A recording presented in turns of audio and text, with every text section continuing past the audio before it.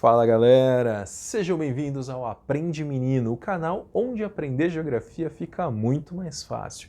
Na aula de hoje nós vamos falar sobre a industrialização do Brasil. Vamos começar com as três principais características da indústria brasileira. A industrialização do Brasil, a indústria brasileira, ela é tardia, ela aconteceu muito tarde. Se a gente tem uma ideia que a Revolução Industrial começa na Inglaterra por volta de 1750 a 1780 e as primeiras indústrias no Brasil vão chegar só no século XX, só a partir de 1900. Então, a primeira característica ela é tardia.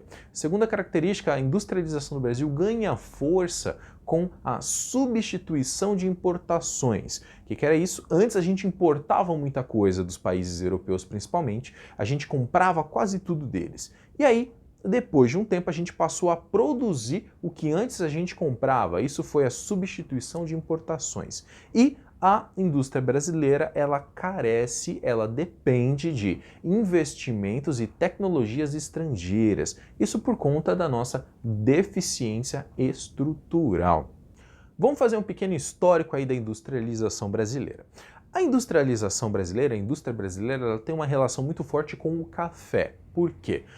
Aqui na região sudeste, principalmente São Paulo e Rio de Janeiro, tínhamos aí dois estados que eram grandes produtores de café, aí nos séculos 19 e 20. E se a gente lembrar que o café foi um dos principais produtos de exportação do Brasil. Então o café trouxe muita riqueza para São Paulo e para o Rio de Janeiro. Esses dois estados, com essa riqueza, conseguiram se estruturar, aí criar uma estrutura diferenciada, seja de infraestrutura de trens, ruas asfaltadas, energia elétrica. Então esse dinheiro trouxe uma estrutura. E esse dinheiro também serviu para financiar as primeiras pequenas fábricas que vieram para o Brasil.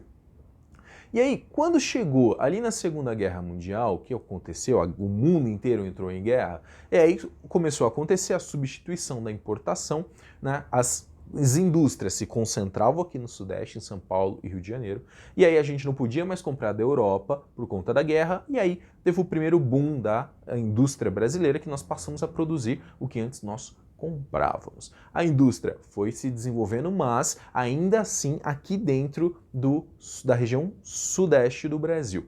Quando chegou na década de 60, no governo do presidente Juscelino Kubitschek, ele fez basicamente duas coisas. Ele abriu as portas do Brasil para o investimento estrangeiro, coisa que antes o Brasil era um país muito fechado economicamente, então ele abre as portas do Brasil para os investimentos estrangeiros, o que fez com que a indústria crescesse um pouco mais, e ele atraiu indústrias de outros países, principalmente as indústrias automobilísticas que vieram para o Brasil.